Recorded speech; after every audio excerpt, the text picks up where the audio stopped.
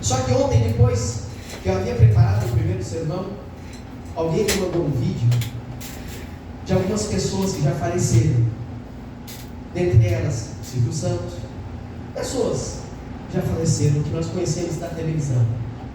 E esse vídeo foi preparado por uma inteligência artificial. Todos esses que faleceram, no vídeo, a inteligência fez como eles estivessem agora na Copa do Mundo. E eu comecei a ficar pensativo sobre aquilo. Pessoas que alegraram tantas pessoas em suas casas com as suas promoções em especial. Após assistir o vídeo de 1 minuto e pouco, automaticamente me veio outro vídeo, mas já normal, de pessoas que também fizeram parte das gerações passadas, que trabalhavam na televisão e que já descansaram, já morreram. E começa a passar um filme na nossa mente, no nosso coração, daquelas pessoas. E a gente, no dia a dia, a gente luta. E agora há pouco ali conversando com o irmão na portaria, na entrada da igreja, sempre aqui na esquina da frente tem um senhor de idade. Não é mesmo, senhor irmão de Wilson? Estávamos falando sobre ele. Ele quase ficou o dia inteiro ali, explorado na lixeira. Às vezes ele tomou uma cerveja ali. Eu praticamente nunca conversei com ele. É um senhor bem de idade. Mas se de hoje para amanhã aquele homem morrer, pela ordem natural das coisas que está acontecendo agora, não vai fazer diferença nenhuma para mim. Meu coração duro. Mas deveria fazer. A gente deveria se sensibilizar com as pessoas. Mas o tema dessa noite é pensando no céu.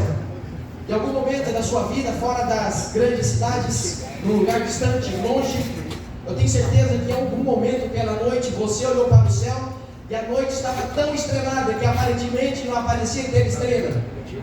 Ter espaço entre uma estrela e outra. Lá em Rio de Moura, Rondônia, na saída para Ji-Paraná, há muito tempo que comecei a construir uma casa, mas ainda está na licença. Eu vou para lá no final de semana, se a minha irmã não vier. Se a minha irmã que mora fora do Brasil vier, porque lá no estrangeiro onde ela mora está tendo muita guerra, possivelmente vou no outro final de semana. Fico uns 10 dias. Vou pregar em 2 igrejas lá e fico trabalhando na construção. Não sai tudo certo, mas a gente não tem dinheiro para construir. Mas o que Ellen White diz que agora, no fim dos tempos, quem tiver um pedacinho de terra que seja, será considerado o quê? Reis e rainhas. Então, no futuro, não sei nem se eu volto para lá, se vou ficar aqui. Mas a gente começa a pensar no céu e começa a pensar na volta de Jesus. E quando nós começamos a ver o Sol, é uma pena que não pôde aparecer aqui, o Sol é uma estrela de quinta grandeza da nossa galáxia, a Via Láctea. E você começa a observar, e aí a gente começa a entender pelos cálculos que o Sol é nada mais, nada menos que 1 bilhão e 300 bilhões de vezes maior que o planeta Terra. Aparentemente não tem essa distância toda, mas tem. Já a estrela Scott, da constelação de Scorpion, a maior estrela já descoberta pelo homem, ela é aproximadamente 5 bilhões de vezes maior que o Sol. Mas Ellen White, em 2 passagens em especial, ela menciona que Jesus virá pela constelação de Órions, pela nebulosa de Órions. Se nós então pudéssemos assim viajar à velocidade da luz, a 300 mil quilômetros por segundo, daqui até a constelação de Órions, daqui até a nebulosa de Órions, levaríamos 1.500 anos a velocidade da luz a 300 mil quilômetros por segundo. Em outras palavras, se nós pudéssemos viajar à velocidade de 2 sondas construídas pelo homem, as sondas Voyage ou a sonda New Horizonte, entre uma velocidade de 64 a 81 quilômetros por dia, por hora. Se nós pudéssemos viajar a essa velocidade entre 64 a 81 mil quilômetros por hora, levaríamos 800 mil gerações. Por que eu quero dizer isso para você nessa noite de domingo? O quão importante nós pensarmos no céu, começarmos a analisar a criação de Deus e o universo em sua imensidão infinita. Mas a Bíblia nos diz, em Apocalipse 1, versículo 1, revelação de Jesus Cristo, a qual Deus lhe deu para mostrar aos seus servos as coisas que em breve devem acontecer, e pelo seu anjo as enviou e as notificou a João, o seu servo, o discípulo amado, como Ellen White mencionava algumas vezes, o discípulo amado que andou com Jesus 3 anos e meio, das quais algumas pessoas questionaram como pode ser o homem, o discípulo amado. Então, sendo Jesus, sendo Deus, o Deus permitiu que ele ficasse ilhado ali na ilha de Patmos por aproximadamente 14 meses. A história nos diz que João foi o único apóstolo que morreu de morte natural. Todos os outros foram assassinados. Mas agora então, mesmo Jesus tendo permitido que ele ficasse ali na ilha de Patmos, cercado pelo mar Egeu, não havia helicópteros na época para que ele pudesse sair rapidamente, não havia navios a motor para que ele pudesse fugir rapidamente, então não havia como escapar. Ali ele recebeu a visão, revelação de Jesus Cristo. E Apocalipse 4, versículo 1, depois dessas coisas, ele está descrevendo o que Jesus mencionou e mostrou para ele em visão. Olhei e eis que diante de mim havia uma porta aberta no céu, e a voz que eu tinha ouvido falar comigo no princípio, como de trombeta, disse: suba para cá, e mostrar-te-ei a você o que deve acontecer depois destas coisas. Então ele estava ali na ilha de Patmos, recebendo a visão do Apocalipse. E Apocalipse 4, versículo 3 diz: imediatamente me vi em espírito, e eis que havia um trono no céu, e alguém sentado nele. Isso é um homem, há quase 2000 anos atrás, que escreveu, e estas profecias estão se cumprindo exatamente como o homem escreveu, porque foi inspirado pelo Espírito de Deus, desde Gênesis a Apocalipse. Não existe contradição. E é isso que nós precisamos ter em mente todos os dias, é pensar no céu, nestas profecias. E Apocalipse 4, versículo 5 diz: do trono saía relâmpagos, vozes, trovões. E o versículo 6: diante do trono havia um mar de vinho como cristal. Mas por que pensar no céu é tão importante? E aqui vem 1 Coríntios 2, versículo 9. Mas como está escrito: as coisas que os olhos não viram, nem ouvidos ouviram, nem penetraram a coração do ser humano, são as que Deus preparou para aqueles que o amam. Mas quando nós andamos ao redor, nós só vemos dor e sofrimento. E quando Jesus estava ali diante dos discípulos, se preparando para subir definitivamente naquele momento, João 14, de 1 a 3 diz: muitas coisas que em breve devem acontecer, muitas coisas que nós conhecemos, muitas coisas que nós enxergamos, muitas coisas que conhecemos desta vida um dia terão fim. E Jesus proclamou o céu como lugar real, e a promessa foi feita aqui em João 14, de 1 a 3. Não se turbe o vosso coração, credes em Deus, credes também em mim. Na casa de meu pai, disse Jesus naquele momento, há muitas moradas. Se assim não fosse, eu vou teria dito: vou preparar-vos um lugar. Mas se eu for e preparar-vos um lugar, virei outra vez e vos levarei para mim mesmo, para que aonde eu estiver, disse Jesus, estejais vós também. Joga por terra muitas profecias de pessoas que dizem que o Velho Testamento foi abolido. E quando a pessoa diz que o Velho Testamento foi abolido, ele se agarra em um versículo, e nós sabemos que um versículo, um texto, fora de um contexto, torna-se o quê? Um pretexto. Se Jesus aboliu o Velho Testamento, como dizem, a Bíblia mesmo diz: passa-se o céu e a terra, mas as minhas palavras não hão de passar. A profecia pós-milênio, Zacarias 14, versículo 4, está no Velho Testamento, não tem nenhuma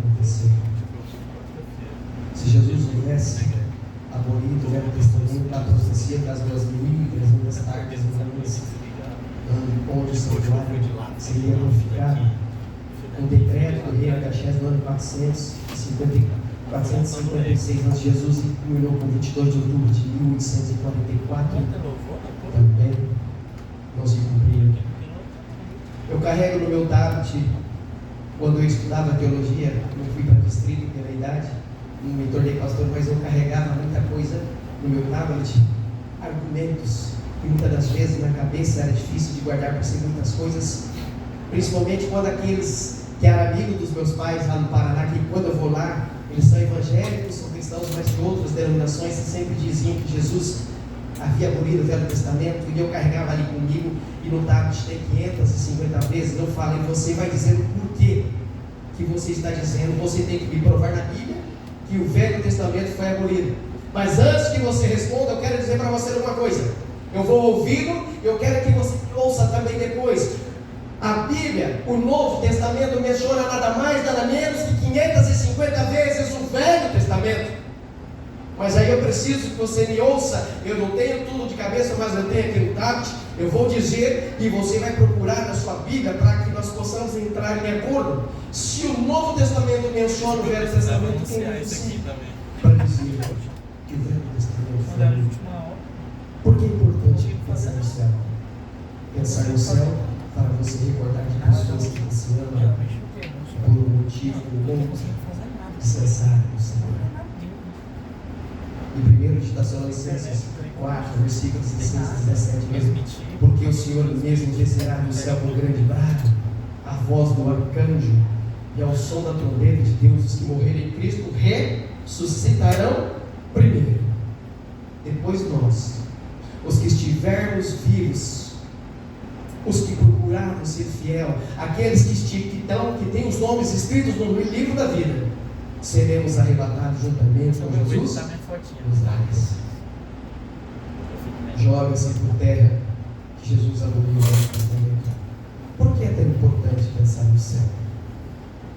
Pensar no céu nos afasta dessa vida carnal. E Colossenses 3, versículo 2 a 5 diz: pensai nas coisas que estão em cima, não nas coisas que estão na terra. Porque morrestes e a vossa vida está escondida com Cristo em Deus. Quando Cristo, que é a nossa vida, se manifestar, então também vós vos manifestarei com Ele em glória. Exterminais, pois, a vossa inclinação carnal, a prostituição, a impureza, a paixão violenta, a concupiscência, a avareza e a idolatria. Hoje, o que está nos afastando de Deus? O que nós estamos idolatrando mais que Deus? Nós estamos amando alguém, filhos, netos, coisas mais do que Deus? É isso que nós precisamos pensar. E às vezes uma vida inteira dentro da igreja ouvindo, entendendo, e a nossa vida continua mesmo. Enquanto nós estamos aqui nessa igreja, nessa noite de domingo, quantas pessoas estão morrendo nesse momento? Quantas pessoas da igreja, da nossa igreja, como aquela jovenzinha lá do Rio Grande do Sul, Andressa Barragana, começou o ministério dela aos 9 anos, conheceu a igreja por intermédio da avó que era adventista, quis montar um pequeno grupo na casa dela, mas ela não podia porque ela não era adventista. Conversou com o pastor dela. A avó estava pulando de felicidade, mas ela precisava da autorização do pai e da mãe, e eles autorizaram. Aos 9 anos de idade, aquela menininha começou um pequeno grupo na casa dela. Aos 14 anos de idade já era uma evangelista, pregava nas igrejas, no sábado pela manhã. A Andressa estava indo para um culto em especial, onde ela seria a pequena oradora daquele culto na manhã de sábado, juntamente com a mãe e as irmãs que já haviam sido batizadas na igreja. O pai ainda não. E no caminho, o carro que elas estavam colidiu com o caminhão, vindo todos a falecer. O pai entra em desespero. Tempos mais tarde, o pai se torna também adventista do 7º dia. E eu acredito que desde então esse pai não tem um só dia que ele não pensa no céu, na volta de Jesus, de reencontrar pessoas que já descansaram, não é mesmo, irmão? Eu estava fora quando soube do falecimento da sua esposa. Eu vi uma vez aqui no telão que vocês estavam cantando. Eu estava lá em cima e até me espantei. Então, pessoas que você conhece, talvez você cumprimentava, mas não era tanto a afinidade, mas já descansar. E eu tenho certeza que a gente sonha em ver Jesus voltar, não somente estas pessoas que faziam parte do nosso dia a dia, pessoas que conhecíamos. Na galeria de Heróis da Fé está repleto de pessoas que, quando Jesus voltar e quando lá no céu estivermos, vamos abraçar, como o rei Davi, Raabe, entre outras pessoas. Por que pensar no céu é tão importante? Pensar no céu ajudará você a perseverar e a honrar os seus compromissos.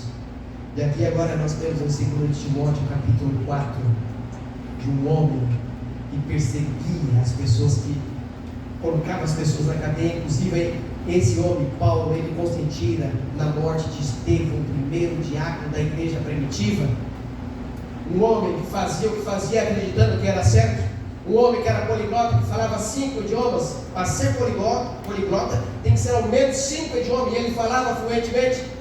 De perseguidor, agora ele passa a ser perseguido. E agora aqui ele escreve 2 Timóteo 4, versículo 7 e 8, pressentindo que o fim dele estava próximo, ali preso numa casa alugada por 2 anos, e ao lado de Paulo havia um soldado romano 24 horas por dia. O livro de Atos fala sobre isso. Os 2 últimos anos ali, um homem que era poderoso, perseguidor, agora estava sendo perseguido. E enquanto ele esteve no ministério, ele estava sendo perseguido. E muitas das vezes nós reclamamos que somos perseguidos no trabalho. Nós não somos chamados para trabalhar numa empresa ou num órgão do governo que seja, porque temos que trabalhar às vezes ao sábado. Quanta dor e sofrimento esse homem passou. E ele escreve aqui em 2 Timóteo 4, versículos 7 e 8: combati o bom combate, completei a carreira e guardei a fé. Ele segue dizendo: desde agora a coroa da justiça me está guardada, a qual o Senhor, justo juiz, ele diz, reto juiz, me dará naquele dia. E ele diz: não somente a mim, mas a todos que amarem a sua vida. Por que pensar no céu é tão importante? Pensar no céu lembrará você de onde investir tempo, talentos e tesouro. Às vezes nós estamos a vida inteira dentro da igreja, temos alguns dons ou talentos que não sabemos ou não desenvolvemos ao longo da nossa corrida cristã. E Ellen White, em algum momento especial, ela cita que não somente orar, mas também jejuar, para que Deus lhe ajude a mostrar qual é o dom, qual é o talento que você tem, para que você possa reverter para a igreja e pregar. A Poliana pregou sábado, ontem aqui, eu estava lá no fundo. Ontem eu estava muito ruim. Sábado passado eu preguei na igreja da Vila Arthur, e antes de começar a pregar, eu achei que não ia conseguir pregar por causa da gripe muito forte. Voltei para casa, consegui pregar. Sábado à noite eu estava muito ruim, não tinha recurso, fui para a farmácia, tomei medicamento, melhorei. E essa semana deu uma piorada de novo, a febre veio tão forte que estourou algumas feridas na minha boca, mas eu já estou melhorando. Mas aqui está falando de tempo, talento, tesouro. Se eu não sou bom para pregar, ou tenho vergonha de pregar, cantar, quem sabe aqui na frente, dar estudos bíblicos, ajudar na organização da igreja, existem inúmeras maneiras de que nós possamos ajudar, para que Jesus possa vir. Mas isso é investir tempo, estudando a palavra de Deus, dando estudos bíblicos, fazendo culto pela manhã, fazendo culto à noite, e os nossos bens. Nós estamos ajudando as pessoas, e quando nós observamos ao redor, tantas pessoas pedindo dinheiro. Na minha casa eu não posso mais deixar a porta aberta, eu tenho o costume de deixar aberta à noite, e você observa que são pessoas, são gente nova, eles dizem ter fome, eu acredito que tem, mas se você oferece trabalho, eles não querem trabalhar. Quando ainda no período de Jó Jó analisava a vida das pessoas para saber se era digno de ajuda ou não. Hoje muitas pessoas querem ser ajudadas, e muitas das vezes a vida inteira alguém ajuda ele, e quando para, ainda perde a amizade com aquela pessoa. A Bíblia fala que o suor do nosso trabalho nós devemos comer. Esses dias eu vi alguém criticando uma mulher que estava pedindo um alimento, e pela situação, 3 filhos, ela não tinha nada para dar para as crianças. E alguém que conhecia ela questionou ela pelas pessoas que ela se envolveu. Quando ela envolveu com essas pessoas, teve esses filhos, todos pequenos. Mas talvez, não estou julgando ninguém, fazendo um pré-julgamento, mas talvez pelo erro dessa mãe, talvez pelo erro dela, nesse caso especial, as crianças também têm que pagar, têm que ter. Quantas vezes nós erramos? Às vezes levamos uma vida inteira para nos perdoar a nós mesmos. E muitas das vezes nós carregamos um fardo pesado que nós cometemos no passado, e às vezes nós não queremos que outras pessoas saibam, e com isso a gente sofre uma vida inteira. Já não basta aquele castigo? Então investir tempo, dedicar o nosso tempo, talentos, reverter para a obra de Deus, nos ministérios da igreja, seja qual for, e tesouro. O livro de Mateus 6, 19 e 21 fala exatamente sobre isso. Não ajunteis para vós tesouro na terra, onde a traça e a ferrugem os consomem. Mas enquanto nós vivermos aqui nessa terra, se você tem dinheiro, se você tem uma boa casa, se você tem um bom carro, é pecado? Não. Tem pessoas que trabalham demais. Tem pessoas que têm um dom. Eu conheço gente em Rondônia que não sabe nem escrever o nome dele direito, mas é um bom administrador, a empresa dele cresce, ele sabe os negócios que ele faz. Eu já cheguei para encher cheque, quem não sabe nem escrever. Ele é uma boa pessoa, mas não sabe nem escrever. Tantas pessoas que têm dinheiro agora, quanto mais Deus nos abençoa, é claro que nós podemos ajudar outras pessoas, e muitas das vezes dentro da igreja. Muitas das vezes tem pessoas que estão passando dificuldade, às vezes não financeira, dentro da nossa igreja, conversando com a gente, mas nós não percebemos. É muita dor, é muito sofrimento. O pastor Aguinaldo está lá em Curitiba, graças a Deus conseguiu fazer um transplante de rim. E uma vez conversando com o pastor Aguinaldo, perguntei a ele: pastor, seria bom, não é mesmo? Se o senhor pudesse ter a vida normal que o senhor tinha, a saúde normal, e pregar o evangelho novamente. O pastor Aguinaldo, ele é muito bom para dar conselhos, tanto que ele foi para o distrito de Aripuanã, lá ele conheceu a minha tia, por causa dessa amizade que ele fez com a minha tia lá em Aripuanã. Desde 80, líder da igreja de Aripuanã. Passei a conhecer o pastor Aguinaldo, a Cristina, a Sâmina e o filho dele, Samuel. O pastor está lá, ele precisa de oração, mas o problema maior do pastor Aguinaldo não é somente o rim. E quem faz transplante de rim, o resto da vida vai precisar de tomar medicamento. Mas o problema dele maior é a diabetes, e deixa ele quase cego. Aqui nós temos a Ney, do lado aqui, que tem a lanchonete, está com câncer. Quanto tempo que ela não abre ali, lutando? Quantas pessoas que nós conhecemos que estão lutando todo dia para sobreviver, para ter uma saúde digna, e muitas das vezes nós cometemos erro. Me lembro quando eu fui estudar teologia, eu estava em Rolim de Moura, e hoje eu falava com uma pessoa na hora do almoço sobre isso. Eu estava em um funeral de um homem conhecido como Chinelão, e eu percebi que um cara parou na contramão, na porta da entrada da casa do Chinelão, onde estava a venda ali, aquele funeral. E aí eu falei comigo, como que o cara pode parar na contramão ainda em frente à polícia militar? De repente eu percebi que ele, com a mão, ele pegou a perna. Ali eu entendi. E quando ele se aproximou, eu lembrei daquela pessoa. Quando nós chegamos em Rondônia, no 97, nós fomos no sul de Paraná. Eu conhecia ele, depois nunca mais havia visto. Ele foi para os Estados Unidos, ilegal. Lá ele se tornou legal, legalizou a situação dele, abriu uma empresa, e lá ele pegava brasileiros que iam daqui para lá para trabalhar para ele, e ele fazia limpezas em prédios altos. Eles estavam por lá de fora um dia fazendo a limpeza, ele trabalhava na própria empresa dele mesmo, fazendo essas limpezas também. O andaime se desprendeu, ele caiu, e nunca mais mexeu da cintura para baixo. O homem estava legal, E a empresa dele estava legalizada na época, como se fosse hoje. Ele recebeu uma indenização de 19 milhões de reais. Naquela noite especial ali, irmã, eu estava prestes, uma semana depois eu fui para fora, para Costa Rica, estudar teologia. Eu conversei com ele, me lembrei dos 3 apóstolos na Porta Formosa, e aquele homem estava com a mão lá pedindo a esmola. Sabe o que ele me disse?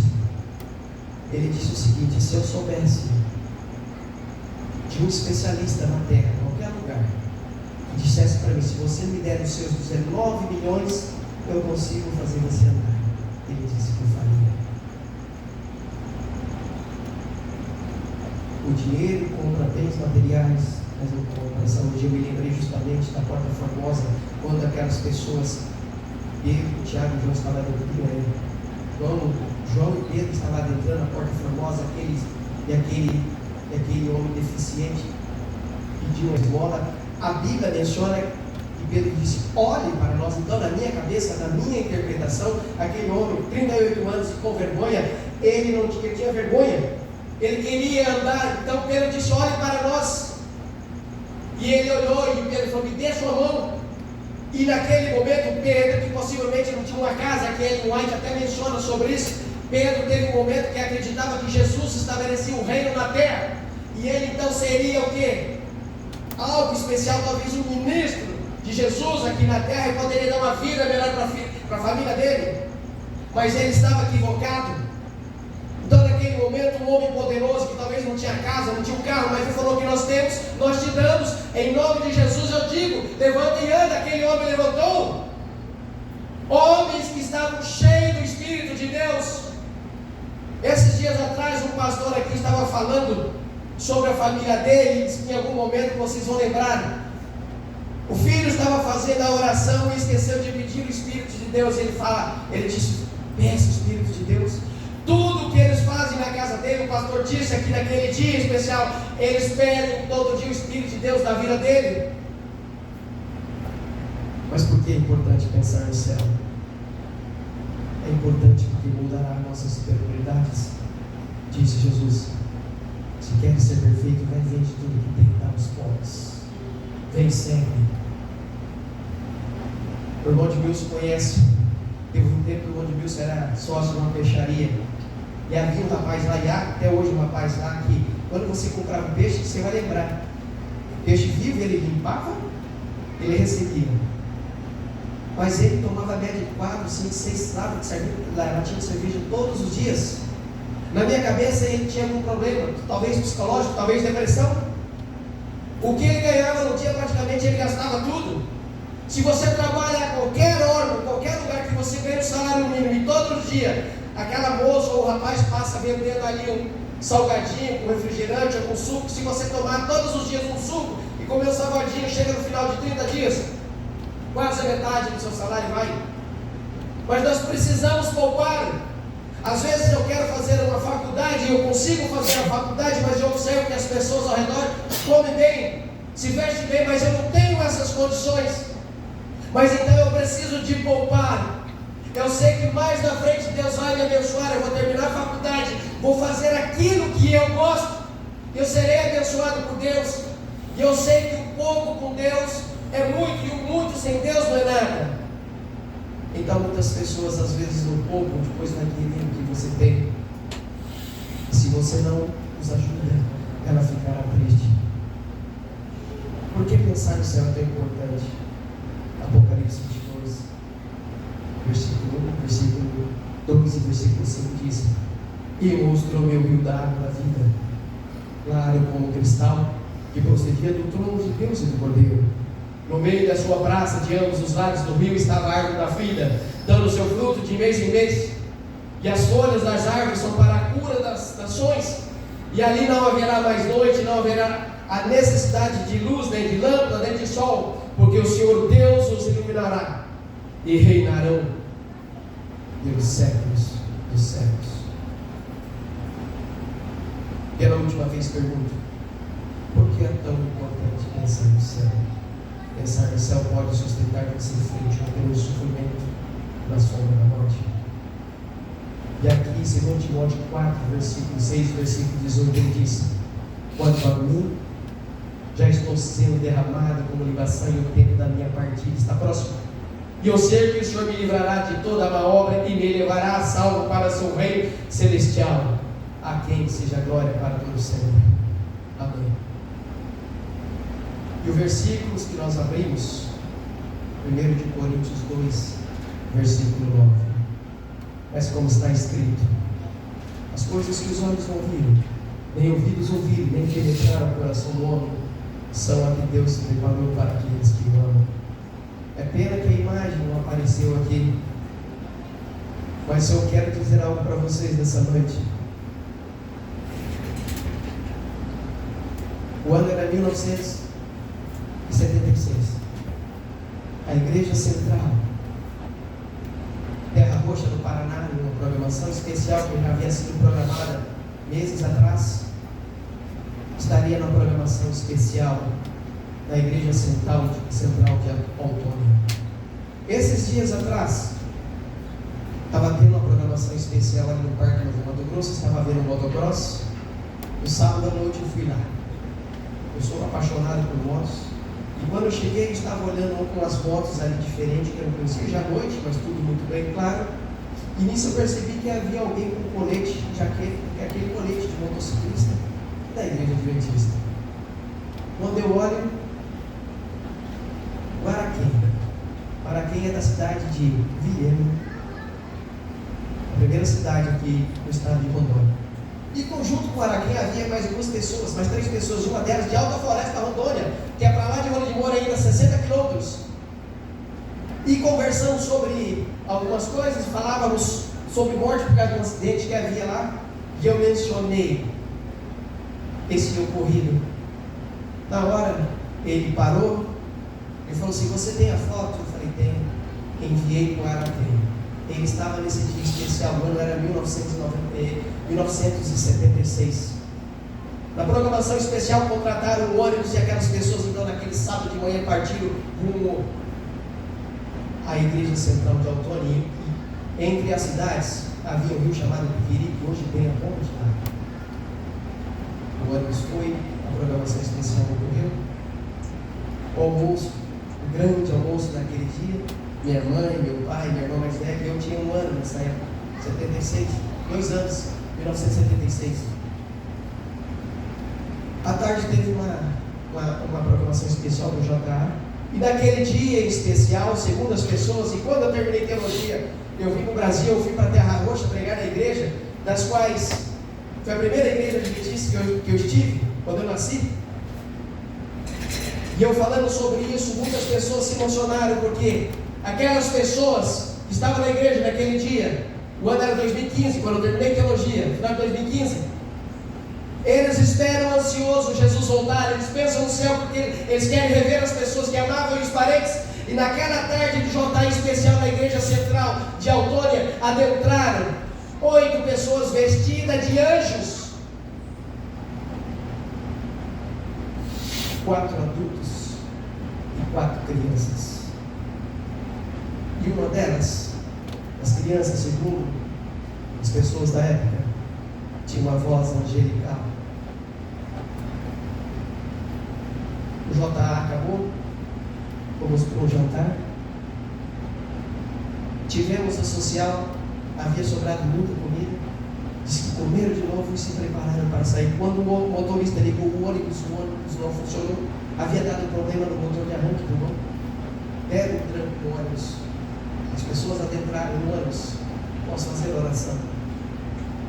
Se despediram e diziam: agora é vocês que terão que ir lá em terra hoje. A programação especial será de vocês. Na época era assim. Quando chegaram na balsa, o ônibus entrou na balsa, e por lei nenhuma pessoa pode ficar dentro do ônibus. O calcereiro havia calçado o ônibus, mas o ônibus não poderia ser desligado porque havia dado problemas. E havia ficado 9 pessoas dormindo dentro do ônibus, o restante saíram. A minha mãe sai com a minha irmã mais velha, Marlina, no colo e insistia para que meu pai me tirasse do ônibus. E meu pai não queria, pois eu estava bem, eu estava dormindo. A minha mãe insistiu tanto que meu pai tirou, fez a volta, fui lá no fundo. E nisso a balsa começou a sair, segundo as pessoas, a minha mãe e meu pai dizia dia e depois 2015, eu nunca mais havia ido na igreja de Terra Roxa. E nesse dia, quando eu fazia o sermão, eles disseram que a noite era um breu, ninguém conseguia enxergar nada. E quando a balsa começou a sair, então, a frente levanta, o ônibus passa por cima do calço, que havia calçado, e cai. E vai para dentro do rio. Imagina-se vocês uma programação especial. E agora aquelas pessoas ali, afundando dentro daquele rio, o rio pequenino.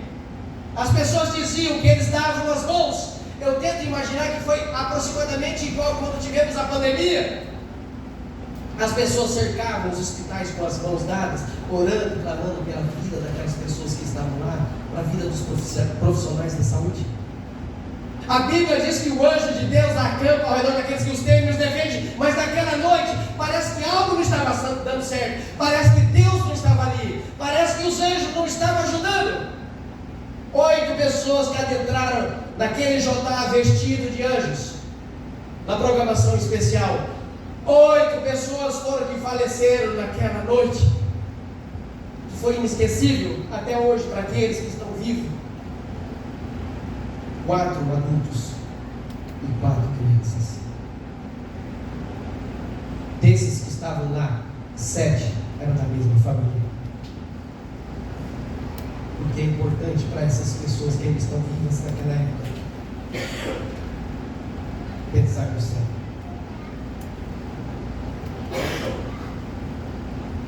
Pensar no céu para eles é rever aquelas pessoas. E após estar lá no céu, no milênio, analisando os livros de registros, o porquê que Deus permitia que tais coisas aconteciam. Mas eles morreram no braço de Cristo. Mas eu nunca me esqueço do sermão do Rubão aqui. E um dia eu estava sentado em algum lugar e ele disse que São Pedro da Cipa, o homem, ninguém se sabe por qual motivo. Lembra, Rubão? Você pregou aqui, você disse. Levou uma corda que deu Cristo nessa cidade, pendurou a corda no braço, colocou em seu pescoço e tirou para a vida. Naquela noite, o Rubão disse: morreu no braço do Cristo errado. Por que pensar no céu é importante, irmão, na semana? Por que pensar no céu é importante para todos vocês que estão aqui? Nós precisamos cuidar da nossa vida, nós precisamos de tirar um tempo, nós precisamos de passar um tempo com o Criador do Universo.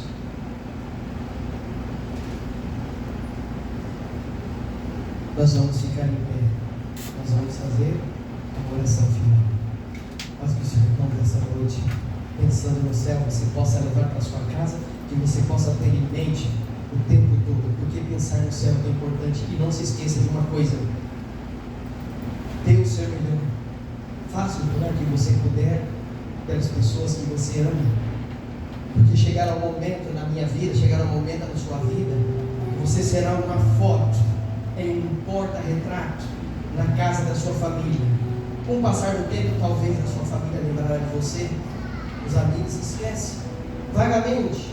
Com o passar do tempo, por um motivo ou outro, nós acabamos nos lembrando, igual esse vídeo que eu vi essa madrugada, de pessoas que fez parte da minha infância, que eu via na televisão, e muitas das vezes aquelas pessoas eu falava: meu Deus, já se foi. Pensar no céu é importante, porque faz com que nós dedicamos o nosso tempo para a volta de Jesus. Com esse pensamento, vamos fazer a oração final. Querido Deus, muito obrigado, Senhor, porque até aqui o Senhor tem nos abençoado, o Senhor tem nos guiado e tem nos protegido. Nessa noite especial de domingo aqui na Igreja Central de Várzea Grande, estamos aqui reunidos, Senhor, para louvar e engrandecer a Teu santo nome. Com certeza, existem pessoas que estão aqui nessa noite com o coração dilacerado, com o coração contrito por alguém que, por um motivo ou outro, descansou do Senhor. E o sonho dela todos os dias é de um dia poder abraçar, quem sabe um pai, uma mãe, quem sabe um irmão, uma irmã, um esposo, uma esposa, um filho, uma filha, quem sabe um neto ou uma neta. Enfim, Senhor, que o Espírito Santo de Deus possa consolar os corações de cada uma dessas pessoas, que cada uma delas, todos os dias possa buscar em espírito e em verdade. O Senhor procura tais adoradores e que eles possam ser encontrados, que eles possam buscar, que eles possam se dedicar, que eles possam se preparar, porque nós sabemos que o Senhor está voltando, e o mais importante hoje não é a volta do Senhor, nós sabemos é como está a nossa vida se o Senhor voltasse hoje. Que elas agora retornarem aos seus lares, que elas possam ir na certeza que os santos anjos estarão ao lado delas e ambas nos protegerão. Esteja conosco ao longo dessa semana, em nome de Jesus.